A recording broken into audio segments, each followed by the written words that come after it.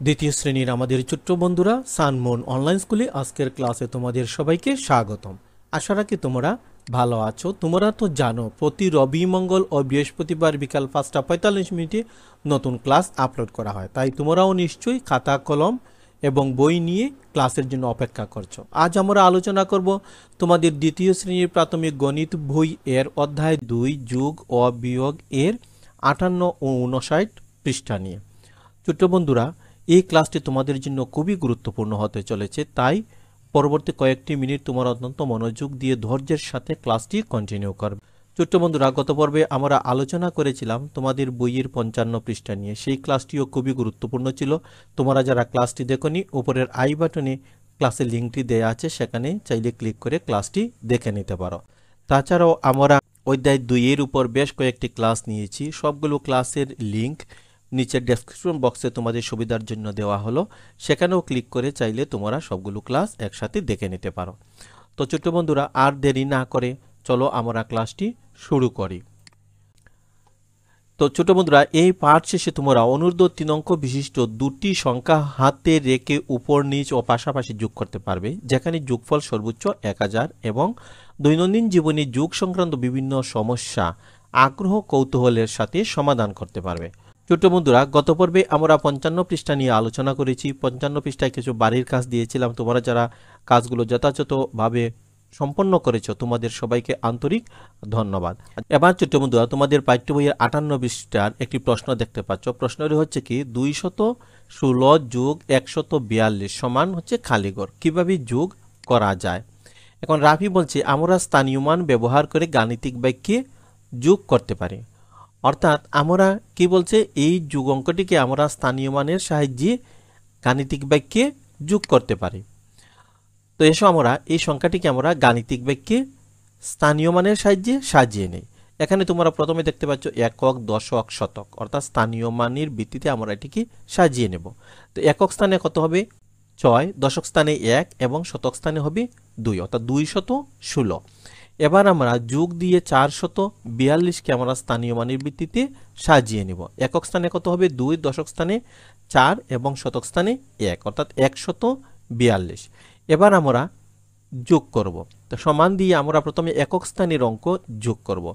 তো একক স্থানের অঙ্ক যোগ করলে কত হয়? একক স্থানের অঙ্ক যোগ করলে হয় 6 যোগ 2 সমান 8। এই যে একক স্থানে আছে 6 এবং এখানের একক স্থানে আছে 2, 6 এবং 2 যোগ করলে আমরা পাই 8।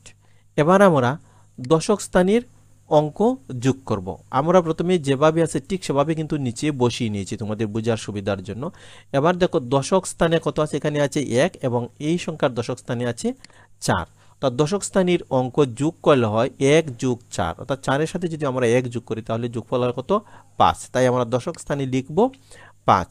এবার আমরা শতক স্থানের অঙ্ক যোগ করব। এখন দেখো শতক স্থান এখানে আছে 2 এবং এখানে আছে 1। এবার তোমরা লক্ষ্য করো যে শতক স্থানের অঙ্ক যোগ করলে হয় 2 যোগ 1 সমান কত 3। তাহলে আমরা এই যে শতকের স্থানে লিখব 3, অর্থাৎ 216 এর সাথে যদি আমরা 142 যোগ করি তাহলে যোগফল কত হয় 358। আশা রাখি ছোট বন্ধু তোমরা বুঝতে পেরেছ। এবার 58 পৃষ্ঠায় রাফি একটি প্রশ্ন করছে যে শ্রেণীকক্ষ সাজানোর জন্য রাজু 134টি কাগজের ফুল বানালো, মিনা 145টি ফুল বানালো। তারা কাগজ দিয়ে মোট কতগুলো ফুল বানালো? এখানে তোমরা লক্ষ্য করলে দেখবে যে প্রশ্নের মধ্যে মোট শব্দটি দেওয়া আছে। আমরা পূর্বের ক্লাসে বলেছিলাম যদি প্রশ্নের মধ্যে মোট শব্দটি থাকে তাহলে আমরা ধরে নিব এই অঙ্কটি একটি যোগ অঙ্ক হবে। এবার তুলি বলছে কাগজের ফুলের মোট সংখ্যা কিভাবে হিসাব করতে পারে। এই যে রাজু 134টি কাগজের ফুল বানালো এবং মিনা 145টি কাগজের ফুল বানালো, এটি আমরা কিভাবে হিসাব করতে পারি। এবার রাফি বলছে আমরা যদি রাজুর 134টি কাগজের ফুলের সাথে মিনার 145টি কাগজের ফুল যোগ করে নেই তাহলেই কিন্তু মোট সংখ্যা আমরা হিসাব করতে পারি।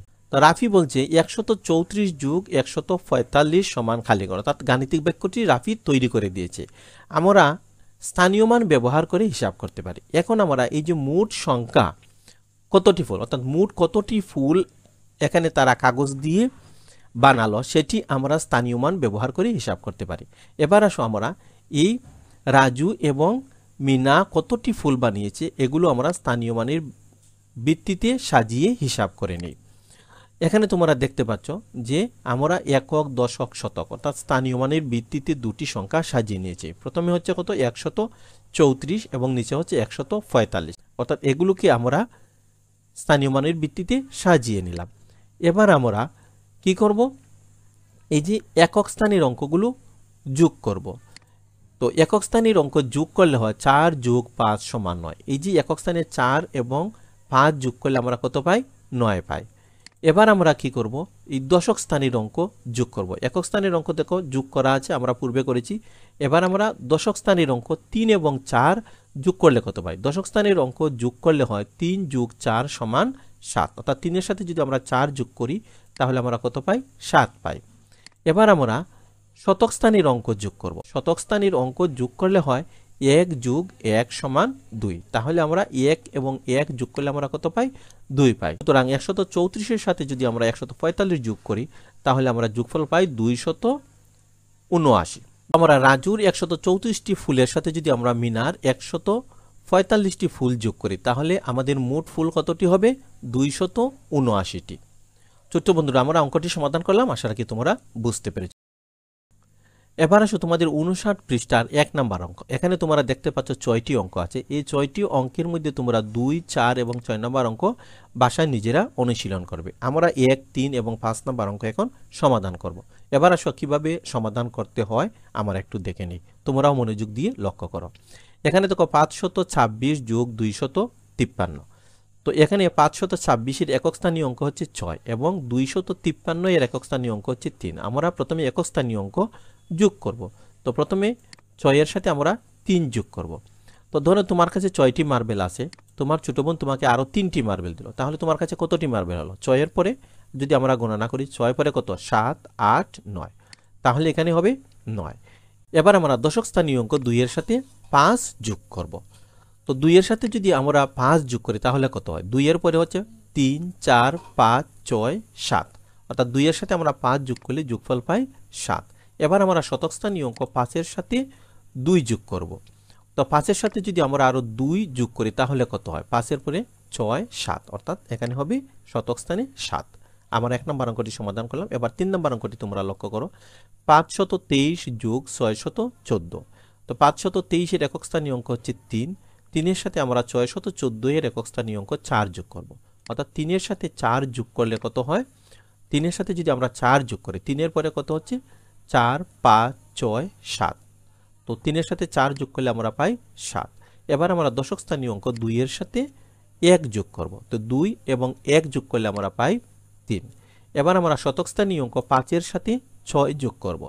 তো 5 এর সাথে যদি আমরা 6 যোগ করি তাহলে কত পাই, 5 এর পরে হচ্ছে 6, 7, 8, 9, 10, 11, অর্থাৎ 5 এর সাথে 6 যোগ করলে হয় 11। 523 এর সাথে যদি আমরা 614 যোগ করি তাহলে যোগফল পাই 1137। এবার 5 নম্বর অঙ্কটি তোমরা লক্ষ্য করো, 672 যোগ 326। তো 672 এর একক স্থানীয় অঙ্ক হচ্ছে 2 এবং 326 এর একক স্থানীয় অঙ্ক হচ্ছে 6। এবার আমরা 2 এর সাথে 6 যোগ করব। তো 2 এর সাথে যদি আমরা 6 যোগ করি তাহলে কত হয়, 2 এর পরে 3, 4, 5, 6, 7, 8, এখানে আমরা লিখব 8। এবার দেখো দশক স্থানীয় অঙ্ক 7 এর সাথে আমরা 2 যোগ করব। তো 7 এর সাথে যদি আমরা 2 যোগ করি তাহলে কত হয়, 8, 9, তাহলে এখানে হবে 9। এবার আমরা শতক স্থানীয় অঙ্ক 6 এর সাথে 3 যোগ করব।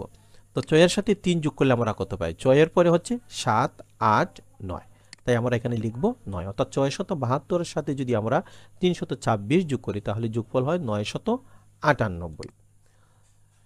এবার তোমাদের বইয়ের 2 নম্বর অঙ্কটি লক্ষ্য করো, এখানে 8টি অঙ্ক আছে। এই 8টি অঙ্কের মধ্যে 2, 4, 5, 7 এই 4টি অঙ্ক তোমরা নিজেরা বাসায় অনুশীলন করবে। এখান থেকে আমরা 1, 3, 6 এবং 8 নম্বর অঙ্কটি সমাধান করব। তো তোমরা মনোযোগ দিয়ে লক্ষ্য করো আমরা অঙ্কগুলো কিভাবে সমাধান করি। এখানে দেখো 462 সাথে যোগ করতে হবে আমাদেরকে 3। তো এখানে একক স্থানীয় অঙ্ক হচ্ছে 2, 2 এর সাথে 3 যোগ করলে আমরা কত পাই, 5। 3 এবং 2 যোগ করলে আমরা পাই 5। এখানে তো দশক স্থানীয় অঙ্কর নিচে কিন্তু আর কোনো সংখ্যা নাই, তাই আমরা এখানে দশক স্থানীয় অঙ্ক কত আছে, 6। এই 6 এর 6 আমরা নিচে নামিয়ে নেব। এবার দেখো শতক স্থানীয় অঙ্কের নিচেও কোনো সংখ্যা নাই, তাই আমরা এই শতক স্থানীয় অঙ্ক 4 আমরা নিচে নামিয়ে নেব। এবার 3 নম্বর অঙ্কটি তোমরা লক্ষ্য করো যে 620 যোগ 370। এখানে একক স্থানীয় অঙ্ক হচ্ছে 0, 0-এর সাথে 0 যোগ করলে আমরা পাই 0। দশক স্থানীয় অঙ্ক হচ্ছে 2 এবং নিচে হচ্ছে কত 7, 2-এর সাথে যদি আমরা 7 যোগ করি তাহলে 7 আর 2 হচ্ছে 9।